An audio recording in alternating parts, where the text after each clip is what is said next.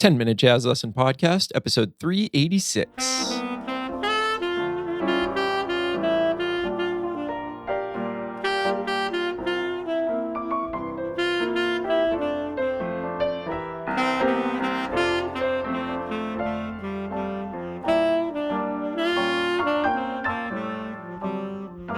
Hey, everybody, welcome back to episode 386 of the 10-Minute Jazz Lesson Podcast, and welcome to the end of 2023. Can't believe it's December already, coming into the holiday season here and getting ready to do our last couple of episodes of the year. Crazy how time flies. Thank you for joining us. If you're new to the show, welcome in. If you're a returning listener, thank you so much for coming back week in and week out. Today, we are going to continue our series on Lydian. I've gotten a lot of great comments from all of you listeners out there that this stuff has been very useful for you. So I've decided to continue this series for another 2 episodes just to sort of finish the year out. And we're going to be taking a look at some material in action using the Lydian sound that we talked about in parts 1 and 2.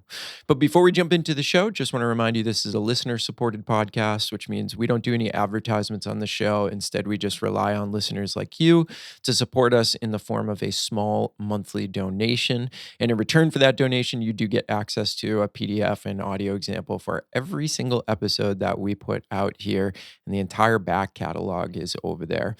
We use the Patreon platform, so if you would like to learn more and then you'd like to support the podcast, keep these episodes coming out all the time, you can go over to our website, 10minutejazzlesson.com, click on one of the Patreon banners, or go to patreon.com and search for the 10-Minute Jazz Lesson. You get all the info on the different levels and what you could do to support the show. And as soon as you sign up, you get instant access. So shout out to some new members this week. Thank you to our new $5 patrons, Jeff and Pete. And thank you to our new $3 patrons, Dave, Ken, and Matt. And also thank you to Mike for editing your pledge from $3 up to $5 to get those extra benefits. So again, go to our website, 10minutejazzlesson.com, click on one of the Patreon banners, or simply go to patreon.com, search for the 10-Minute Jazz Lesson. Thank you to everybody that supports us. You are the reason that this show has reached the 386 episode mark.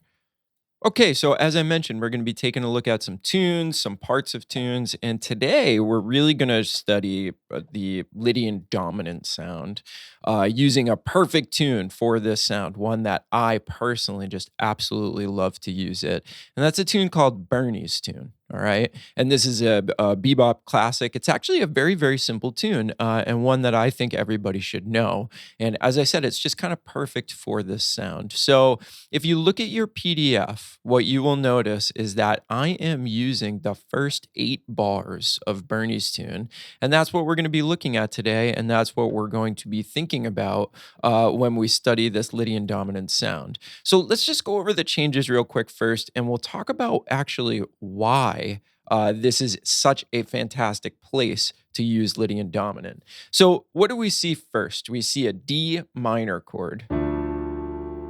And then the second chord that we see in the third bar is this B flat 7 chord, which is a really interesting chord movement. And then all we see is a 2, 5, back to D minor, and then a quick 2-5 to bring us back into the second A. Okay, so hopefully when you look at that, it screams to you, this is in the key of D minor, all right? So then why is the B flat 7 chord perfect for using Lydian dominant, for using the sharp 11 on? Well, let's think about this for a second. If D minor is 1, what does that make B flat if we're analyzing it Roman numeral wise? Well, if we think about the D minor as being harmonic minor or natural minor, the B flat is the 6th chord, because if we think about a form of the minor that has a flat 6, then B flat becomes our 6th chord, okay? Now, let's think about this for a second, is that do we ever have an E flat in the key of D minor? No, we don't. So it makes sense to keep that E natural in the B flat 7 chord. Now, you might be wondering to yourself, well, but, if we never have an E flat in the key of D minor, well, we also never have an A flat. And that's a really good point, right? But couldn't we add an A flat over D minor when we're soloing to give us a little bit of a blues feeling? So, what if we had a D minor chord and we added an A flat? It just immediately gives us a blues feeling. So while the E flat would never make sense,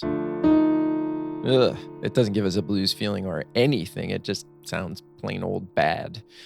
When we add the A flat on the B flat 7 sharp 11 chord, we're actually doing okay because we get this sound. Okay, so now it makes sense. Now we have both of these chords. We go from D minor to B flat 7. And listen how good it sounds when we add the E natural in. Isn't that nice? Really, really nice.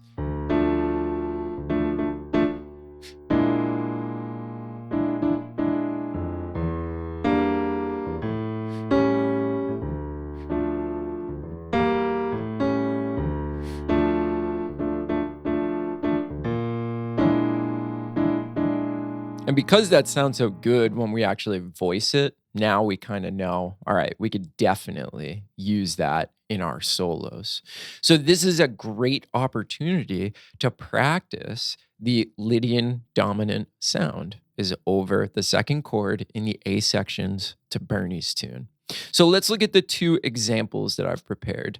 And what you're going to notice is that I'm just playing a ton of stuff over bars 3 and 4 that involves the sound of that sharp 11 that reflects that sound of Lydian dominant. So let's check out the first example.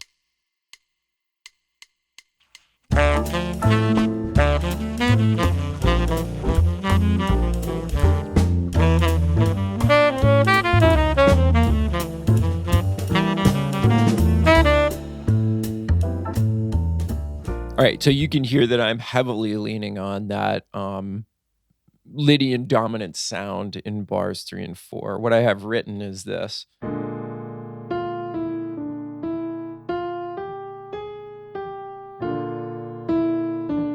So you could hear just that E natural, that concert E natural keeps coming back again and again.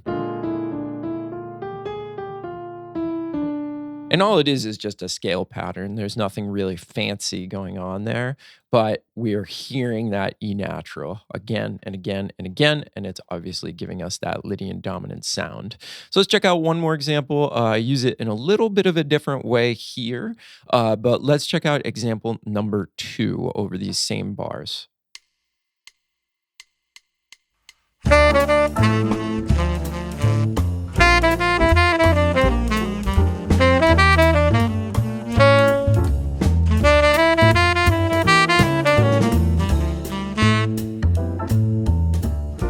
So you're starting to hear that thing that happens in bar 3 now. I'm sure that sharp 11 sound is starting to get into your ears, and I'm leaning on it even more in this example. So here I start the third measure by just playing from 5 to sharp 11, 5 to sharp 11. And again, I'm just using the scale, right? And then I use like a little bit of a bebop scale, a little bit of chromaticism. And then here, what I do in the last 2 beats of bar 3 is I'm actually playing a minor major 7 chord based off of the 5th. So I play F, A flat, C, E, which is a really nice sound to play over a dominant 7 sharp 11 chord, a Lydian dominant chord. Isn't that nice? So I love that texture. That's one of those structures that we went over, which are really, really great. So if I were to play this whole bar, it would, or these whole 2 bars, it would be.